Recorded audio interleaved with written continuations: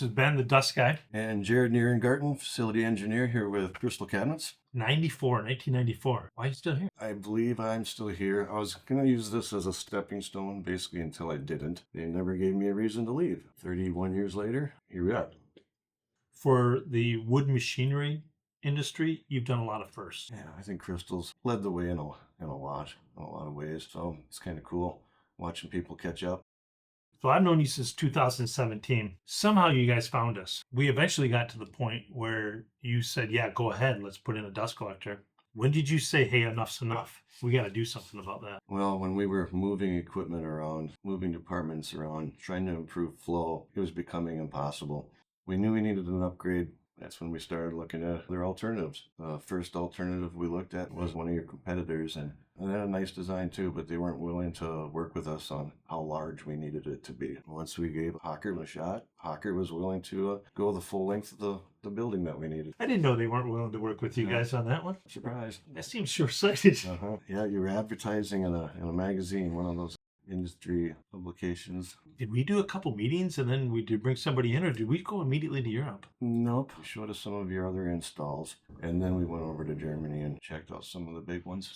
What was it like working with me through this process? Yeah, back in 2017, I think everything went pretty smooth. I mean, it was probably one of the most stressful projects I've ever gone through just because of the massive size of it. We did it without even shutting any machines down. So, I mean, it was an incredible feat that a lot of people here didn't think we were ever going to be able to accomplish.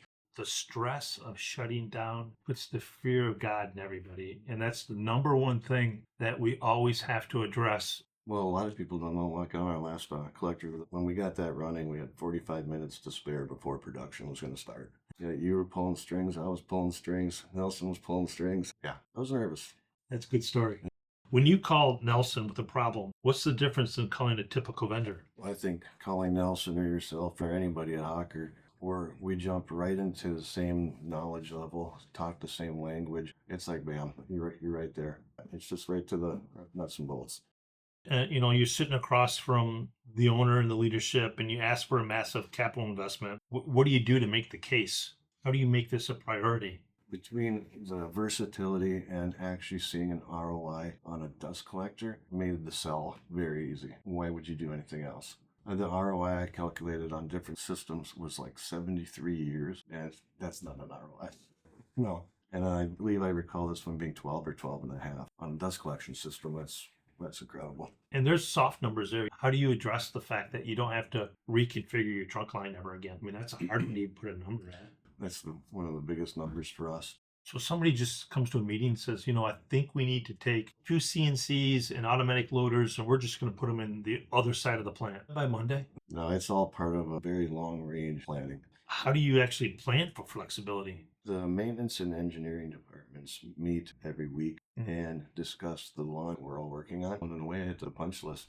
So what does more capacity to each machine on the factory floor look like? Well, having more capacity at each piece of equipment right now, our collector on the north side of the building is getting pretty tapped out, but the flexibility of that filter still allows us to put the correct amount of suction at each piece of equipment because not all the equipment is on at the same time. Yeah, that's another plain and simple one there too. I feel we could maybe even add a few more pieces of equipment because of the way the system's running. Everything still gets the appropriate amount.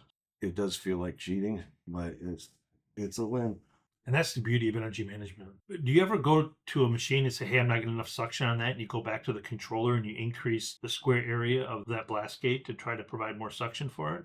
Yep, we've done that, but we've been honed in since 2017 that we have not done that very often. The one thing that we were able to do is actually detune the system a little bit, because when a lot of machines would shut off at the same time, the system can under pressure itself. So we kind of just calmed it down a little bit. We took, say, a 300 millimeter gate, but called it a 280 millimeter gate. So we were tweaking it down level by level until our problem was gone.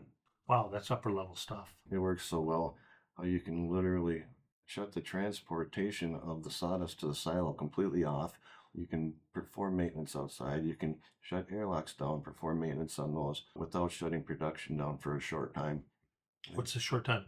I can tell you what's too long. Once it's too 2.5 days. Yeah, that was took quite a few shovels. Short time, I would be comfortable with a half a day. So you can shut down the different components for a half a day, still have the dust collector running, still running production out on the shop floor, and you're doing maintenance for 4 hours. Yep. Let's talk about energy savings, because you can power 105 homes with the energy that you've saved. So your carbon footprint has been drastically reduced. What kind of attaboys did you get for that? We got a lot of attaboys. The rebate we got from our electrical provider, that was huge. Yeah, it was like $70,000. I remember sitting in some management meetings and going over some stats with the rest of the team, and yeah, there was a lot of wows. Talking about results, in your opinion, what's the number one reason you want to invest and do it again?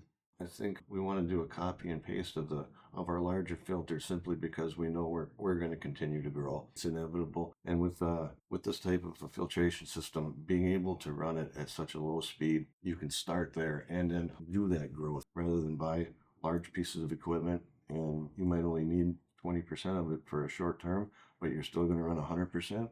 Again, long-term planning. They see what's coming, and yeah, we're just planning for it. Do you track your parts and maintenance costs per machine? Yeah, we do. How does dust collector go against like a CNC? Our dust collectors is virtually nothing compared to our CNCs. Some of our pieces of equipment, it's just outrageous how much it costs for a single part. Talking hundreds of thousands of dollars. And for the dust collection systems, boy, it's virtually months without any kind of a repair cost.